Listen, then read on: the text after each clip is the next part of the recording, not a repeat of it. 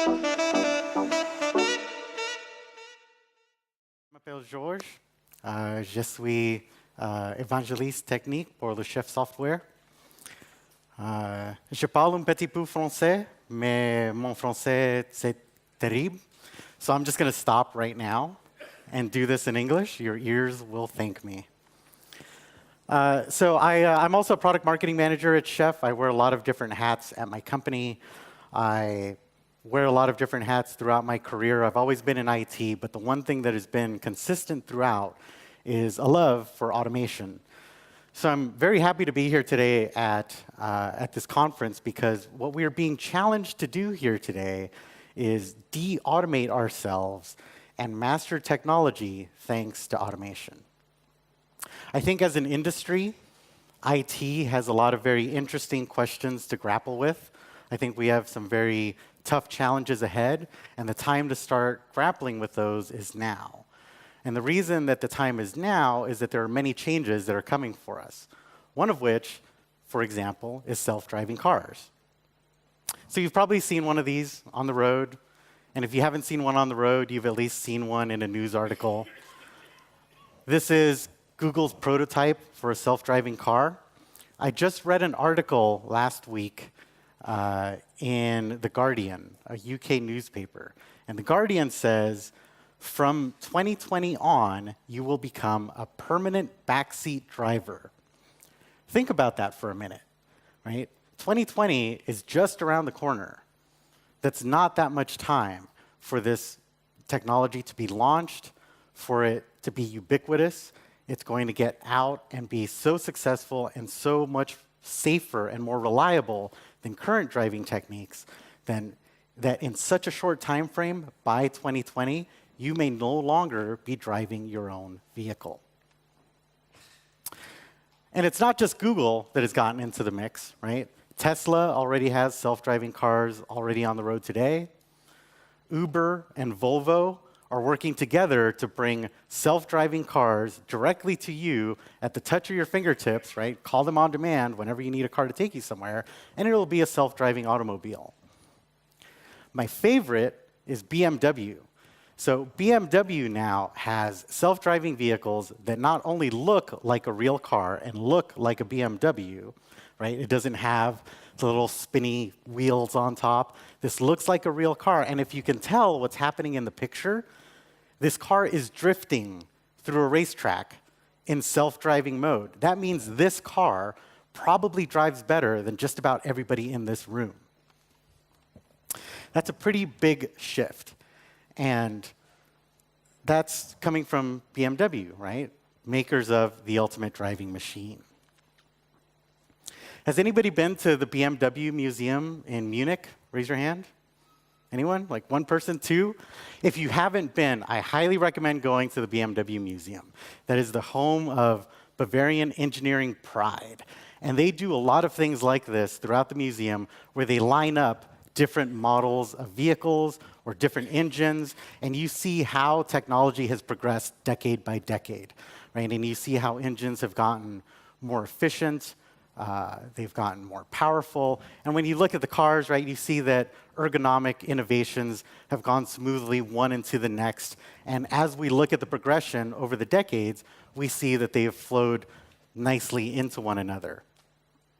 But what they do at all of these exhibits is at the end of that row, they always leave one spot open. And that one spot that's there is supposed to signal the next coming innovation, right? What is going to move the ball forward? We know there's a space for it. We know that we're going to make some incremental progress. But what's interesting about visiting the BMW factory now is if you look at that open gap, I don't think it's going to be an incremental improvement. We're going to see a paradigm shift when we start moving to driverless automobiles. I'm a big fan of this idea. So scientists and historians like to posit that throughout history, the perception of gradual change is actually a myth. If you step far enough away and just kind of look at the timeline objectively, in the day-to-day, it seems like we're making constant improvements and constant progress. But if you step back, there's generally a level of homeostasis where things didn't really change a whole lot until we have some breakthrough where we punctuate history and we see dramatic change introduced all at once. I believe that that's about to hit in some really big ways. And specifically, the next shift for BMW is that they're going to become the ultimate driverless machine. But there are other trends that signal this is happening throughout technology in different realms. The Internet of Things, right, is now real. Many of you probably have something like this in your home, right? A smart thermostat that changes the temperature, tries to predict when you're home, adjusts according to seasons, or maybe lights that turn on and off automatically, self-adjust to daylight hours. What we're doing with the Internet of Things and what we're doing with self-driving cars is we are focusing on one task that this object needs to do. We are giving it context. We are training these devices to do that task and just focus on that 24 hours a day, 7 days a week, and just manage themselves. And it turns out that a lot of these objects that we let loose do at least as good a job, if not a better job, than we humans do, because they have a singular focus, they have one thing that they are trying to do, and they do it without needing to sleep or rest or focus on something else. They have one job, and they do it really, really well. They do it better than we humans have done those tasks for decades or even centuries. So if we're doing that with objects that we're deploying out into the wild, why are we still managing servers and applications the same way? We're pretty much managing them the way that we've managed them for decades. I mean, sure, we wrapped an API around it and we called it cloud, but fundamentally, I believe that a lot of the server and application management techniques that we see out in the wild are things that we've been doing since at least the 90s, maybe even as early as the 80s. I think it's time for us to take a step forward as an IT industry. So we've learned a lot of things from DevOps. We're going to take some of the lessons that we've learned from DevOps, and we're going to continue to iterate. But I believe that if we step back, what we're eventually going to see is that we've been having a lot of gradual change in DevOps. We've had one innovation roll smoothly into another, and DevOps has actually accelerated that pace, and we've pushed automation to some new interesting places. We've seen some new interesting trends. But when we look at everything that we've accomplished, I believe that we are at a place where we are going to look at the progression of how we've been managing systems, and we are going to look at that gap of what is next, right? What is the next logical progression? And that is not going to be an incremental change. That is going to be a paradigm shift. As an IT industry, I believe we are ready to punctuate that gradual homeostasis that we have seemed to have for a few decades. I believe that as an IT industry, we need to usher in an era where our applications manage themselves, they run themselves, they maintain themselves, and they do a better job of that than we humans have done this job for decades. So in looking at why that might be the case, I think it's helpful to look at how we got here, how we manage systems today, and look at some concrete examples of what it is that I mean. So this is your standard application stack, what it takes to run an application in production, all of the things that you need to account for. And the big challenge when we look at how we manage our applications is that the business usually only cares about that one box right there, right? It's all about your application. These are the inputs and outputs. These are the business functions that you write that express value to your customers, right? That is all we care about. But there are some things we need to do before that, and there are some things we need to do after we write it. And really, at the end of the day, it's about that application, but right, we have to do a couple of things to get there. First, in order to have an application, we need an operating system. We need a server. We need a machine to be installed with some sort of interface that allows us to access this machine. Once we have that machine, right, we need to place it somewhere, right? Maybe we need to figure out which data center it's going to live in, which rack it's going to live in. Once we have that hooked up, installed, ready to go, great. I now have a server that I can access, and I have to set up the runtime, right? The runtime is the platform that my application is going to run on. Maybe it's a .NET framework or a J2EE application, right? Or maybe it's Ruby on Rails, right? Whatever it is, we need to set up that runtime. And once that runtime is there, great. Now I can go ahead and write some functions that express my business logic. And that was a long time to value, right? It took us a really long time to just get to a place where we could write programs that drive our business, but we had a lot of underlying things that needed to get done. Great. We did that. We write a program. We know it's going to work. And so we want to run this program in production. So we give it to the operations folks who run this program in production. And what do? Right? As soon as they see that we need to run this in production, well, you've given me a version of this application, but I don't know how I'm going to manage changes to that. I don't know how I'm going to deploy new versions. Is it even configured correctly? If you're at this conference, right, hopefully you are using a tool like Chef or one of the other configuration management frameworks to be able to do this. And they do a pretty good job of it. But even after that is done, there are some other things that we need to account for, right? When we're running this application in production, I need to worry about monitoring. Are all my processes up? Are all of the processes that they depend on up? Is my machine healthy, right? I need some telemetry. I need some metrics to tell me what's going on. Orchestration, right? Orchestration is a thing because sometimes when we make changes to multiple machines at once, we get very strange patterns. Things like, I need to stop server A so that I can stop server B and then update server B so I can update something else on server A and then restart server B before I restart server A. And like, oh my God, how do I do that without some sort of orchestration engine, right? Remote execution engines. This is what most folks mean by orchestration, right? But we need some sort of solution to be able to do that.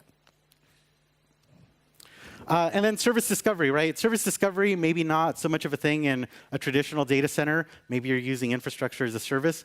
But even then, right, we have ephemeral instances coming and going and trying to communicate to my application what is actually running at any given time. We need some sort of service discovery tool to tell us what is actually true for this application at any point in time. And that's usually the way it comes together, right? And it comes together in that order. From the time somebody made a PO to requisition hardware or swiped a credit card so I could start using some cloud provider, right? That's sort of the way it goes. We get the runtime, we get an application, and then as we start running these things in production, we start thinking about those needs. And it's just always come together this way, right? This is just how it's always been done. I think containers took us a step in the right direction. Containers actually, I love containers because what containers do is they give us an abstraction layer between that underlying hardware and the runtime and the application that we care about. And containers allow us to create an immutable artifact that I can download from the internet, right? And just with a couple of commands, run it, boom, off to the races. And I just shortcutted time to being able to develop my application, which is amazing, right? And I think this is why developers love containers, because we shortcut that time to value. I can just start writing my programs, and I'm good, and I'm ready to go. Anybody here in operations? All right, a few folks. I think containers tend to resonate a little bit less with the operations crowd because we realize that all we've done is we've shifted that complexity further up the stack, right? Now that I have this immutable object with an application in it, I'm going to run it in production. And so all of those concerns start creeping back in, right? All right, I need to deploy this container. What happens if I need to make a change to it, right? If I need to make a simple configuration change, I need to rebuild the entire artifact. I need to redeploy it. I need to think about how to do that without any sort of service disruption, right? And so having some sort of deployment and management framework comes back into the mix. Monitoring, right? Monitoring is a thing. Am I supposed to put monitoring inside my container? Am I supposed to put it outside my container? How do I tell what's going on? We still need a solution for that. Orchestration, right? Orchestration, we never solved for orchestration, so that's still a problem. And service discovery, if you have a lot of sleek 12-factor microservice applications running, you are really going to need to know which one of those is up, where in the network it lives, and service discovery now actually becomes a very essential part of your tool chain. So the layer cake is still there, right? And I think part of the problem in why that continues to have as much complexity as it does is that we just continue to focus on that one square, right? We say that is the application. That is what we care about. But anyone that has ever run an application in production knows that it's that entire stack. It's that entire layer cake. If any one of those components is down, you don't know if your application is actually working or not, right? Somebody is going to get paged. Somebody's going to be woken up in the middle of the night. That entire layer cake, that is where your business value is. That is how you take your applications to market and put them in the hands of users. And this is the only way you can do it in production, right? We never treat it that way, though. We just focus on that one square, but it's actually all of those components that are really what our application needs. I think that's just evolved out of necessity, right? That's just the way that we have always done it and the order in which we've always built it. But what's happened is, especially in DevOps, as we've automated a lot of processes that manage our applications and our infrastructure, we've entangled our own convoluted, complex processes into the result, right? We just automated those exact same processes. We didn't stop to fundamentally rethink what is the right way to do this. How would a machine actually manage an application for its entire life cycle, right? We just created our automation by modeling it after ourselves. We didn't stop to figure out how to automate without the legacy of our own complexities in the mix. My favorite example of that is this, right? When you think about training a self-driving car, how do you train a self-driving car, right? You don't do the same things that you do when we drive a car. You don't train a self-driving car to look over their shoulder when they're going to merge lanes, right? You don't teach a self-driving car to look at the road and then look at their mirror and then look at the road again and look at the rear view, right? Or check Facebook or put a sandwich in your mouth or put on some makeup, right? That's not how we teach a self-driving car to drive because that would not make sense, right? We're just automating ourselves rather than looking at what is the right way for this machine to be able to do it. And a self-driving car is looking at all directions all the time, monitoring what's changing in terms of traffic conditions, looking at trajectories for moving objects, calculating all possible outcomes, and then based upon what actually changes in the environment, it tries to make the safest decision based on all of the data that it's always looking at constantly while you are on the road. So when we look at how we train either self-driving cars or objects, in the Internet of Things to do a particular task, we need to re-examine what it is that that object needs in order to manage itself, right? What is the right set of criteria for this object to be able to behave autonomously? Why are we still managing apps the same way? So if we believe that managing applications the way that we have managed them is not the right thing to do, right? If we should re-examine how to re-architect that and ask ourselves, how would computer systems actually manage applications holistically? Then we need to re-examine what is it that we need in our entire application stack. So I've used this example a few times, right? I've used this graphic. And whenever I use this graphic, especially because in DevOps shops or IT in general, we tend to have way more tools than just what's represented on the screen. I'll get questions or comments like, well, we have a ticketing system, right? I don't see a ticketing system up there. Or we have a CI job runner, right? Like, I don't see that up there. Here, what we're looking at is just the needs of our application. I would argue that things like a ticket management system that is managing the people and the process of your organization. It's not managing the application itself, right? A CI job runner or CI system is making sure that whenever developers are collaborating on code, that code is tested methodically, that we can build a usable artifact, that we put things in the right place.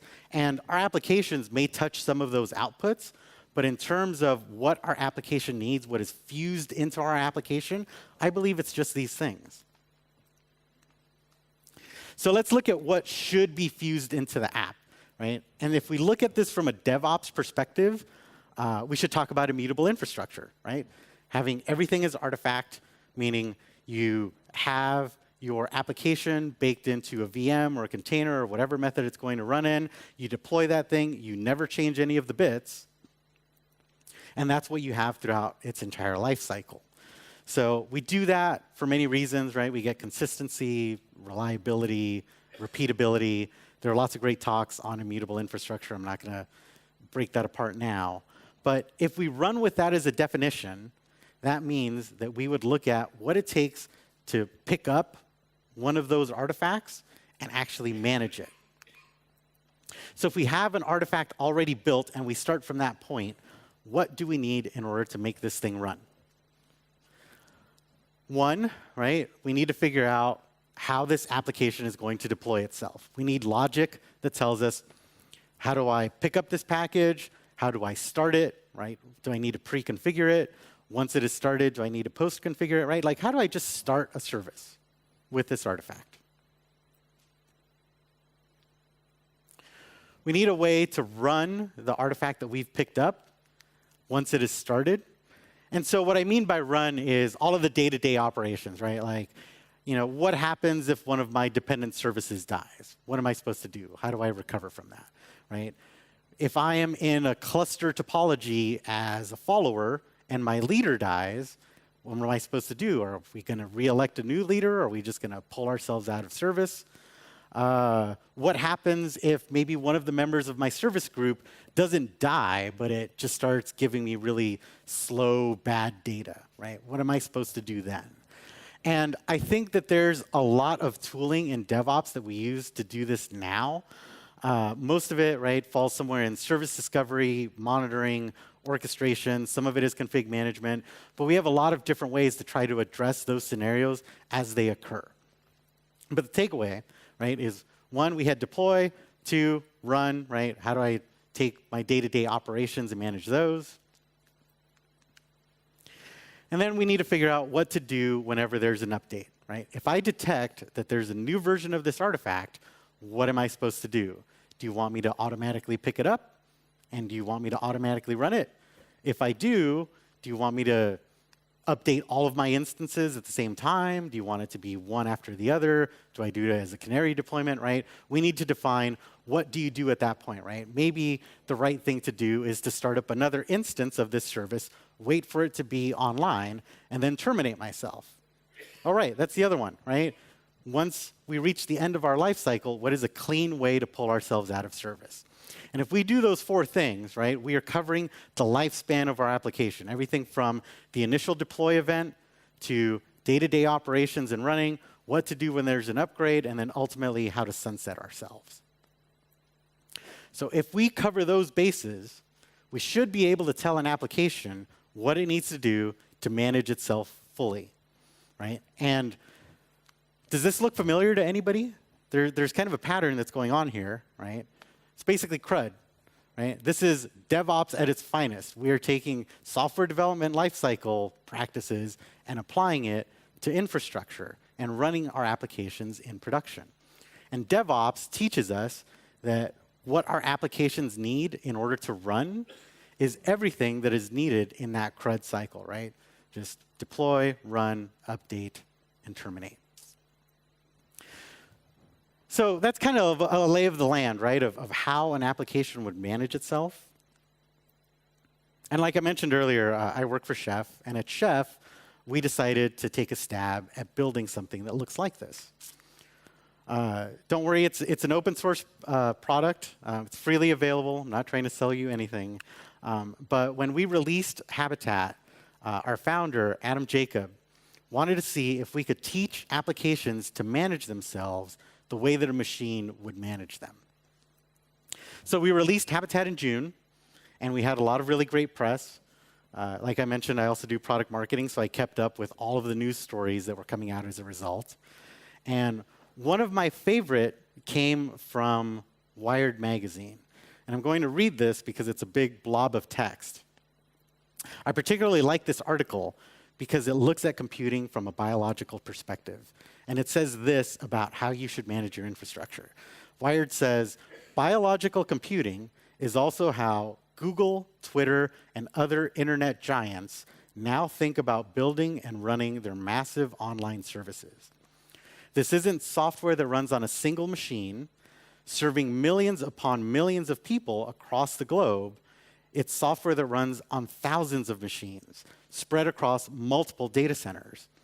The software runs the entire service like a biological system, as a vast collection of self-contained pieces that work in concert.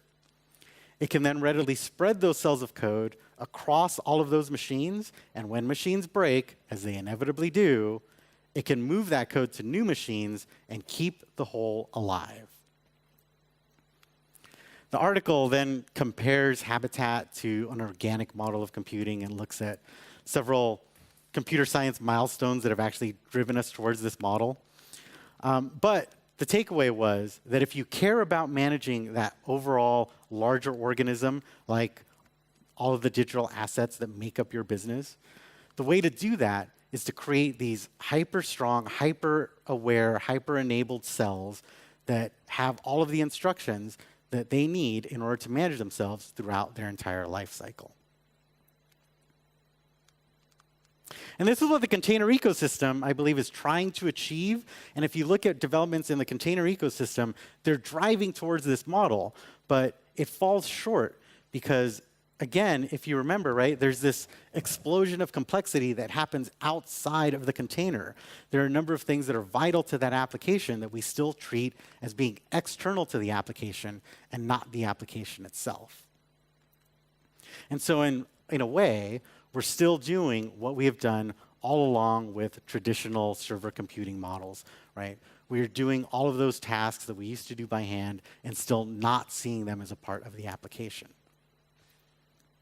So the thing that we built posits that all of that external tooling, all of those needs that we think of as not belonging to the application, those should be a fundamental part of the runtime, right? You can just write some code, and if the runtime understands how to do service discovery and deployments and sharing secrets, organizing in topologies, right, and doing a lot of the things that our external tools now currently do, and we ship that into an immutable artifact along with the application, we can make some pretty solid application computing cells. If you were looking at the boxes while I was doing this earlier, I kind of skipped over workload placement when talking about containers. And I specifically did that because I want to talk about that next. Let's talk about Google for a minute.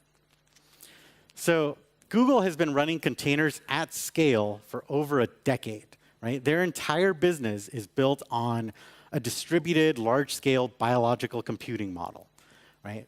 Google has been running containers since long before Docker or Rocket, right? Containers have been around forever. Anybody ever run Solaris zones?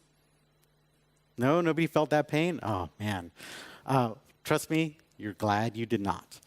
But Google has been trying to figure out, for the better part of a decade, how to manage the computing needs of the world, right? I recently found out that Google has 7 products with over 1 billion users. Billion with a B. Right? Think about that. 7 products with 1 billion users. They are managing the computing needs for the entire planet at unprecedented scale. And the way they do it is with containers. Docker helped make containers mainstream. Right? Docker made it a lot easier to set up and consume containers and create reusable artifacts that could be run anywhere. And so we gained a lot of portability benefits without being tightly coupled to these weird, esoteric system kernel processes like we were in old days with containers. But when Docker came along, and the explosion of technology around the container ecosystem that came with it, like CoreOS and Rocket and other related technologies, Google responded by open sourcing Kubernetes, right? And Kubernetes is Google's way to show the rest of the world how Google does it when it comes to tackling large-scale analytics, storage, and compute problems. And so now what we see in the container ecosystem is this escalating arms race of technology to figure out how to bring the Google way to the global 2000.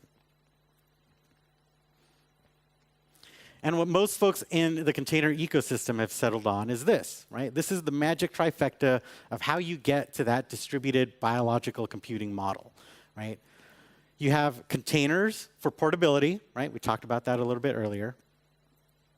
Then you need a scheduler to actually get that container, place it, and make it run somewhere. Anybody here working with schedulers yet, or a container management platform? A couple of folks? So my first experience with schedulers was through Apache Mesos. And when I first played with Apache Mesos and I understood what Mesos was doing, I had one of those aha, like, oh my God, this is the future moments.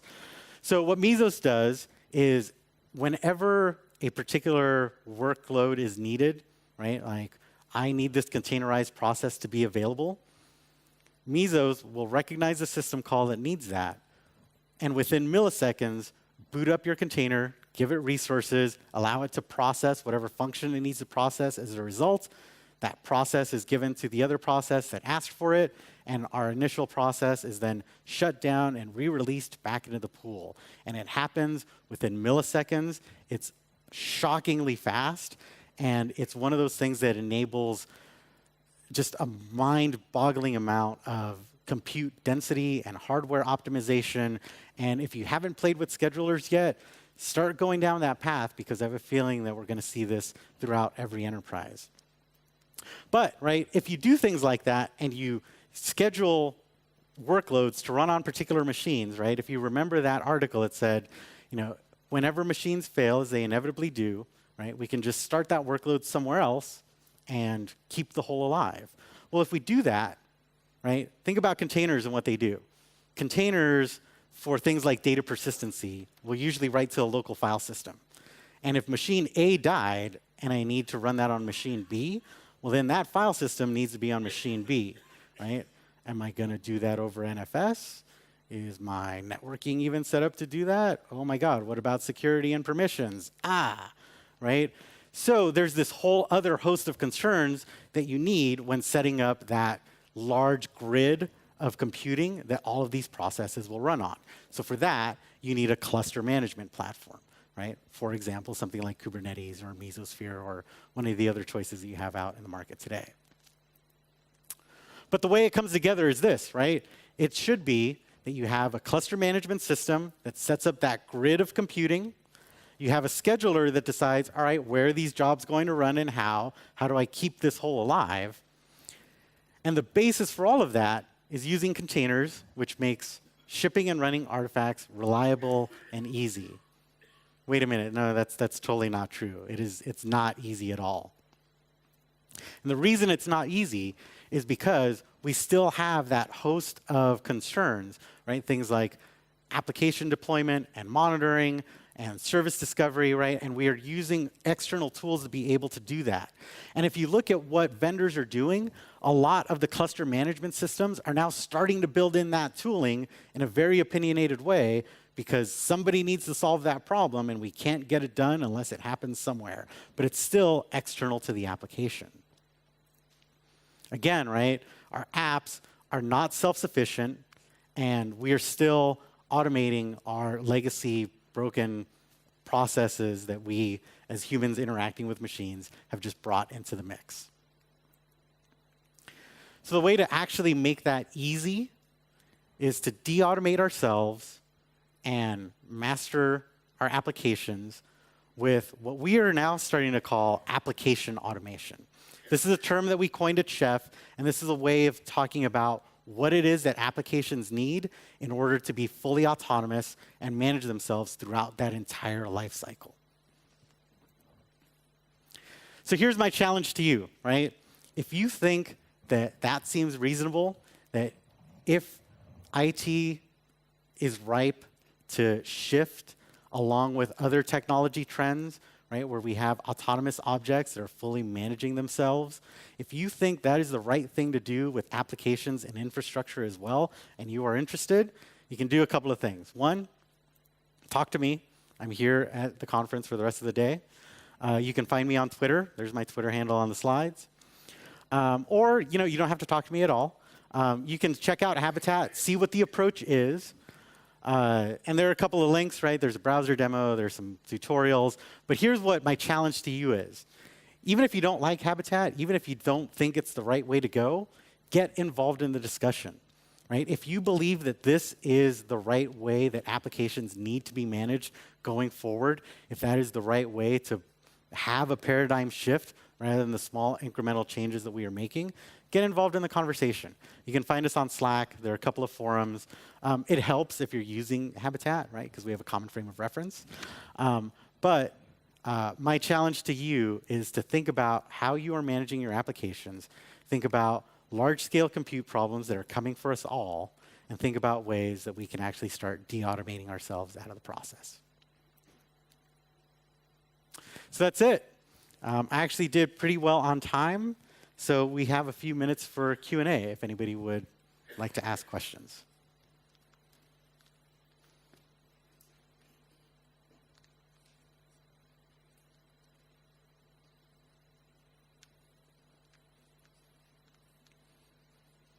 Anyone? Questions? Comments? Is this reasonable? Is this off base?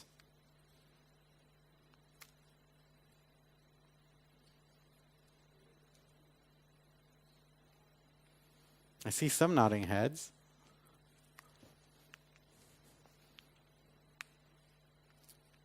All right, well, if there aren't any questions, you know where to find me. And again, in looking at how to de-automate ourselves and pull ourselves out of the processes that we've been in, take a look at application automation and see if this is a trend for you. Thank you.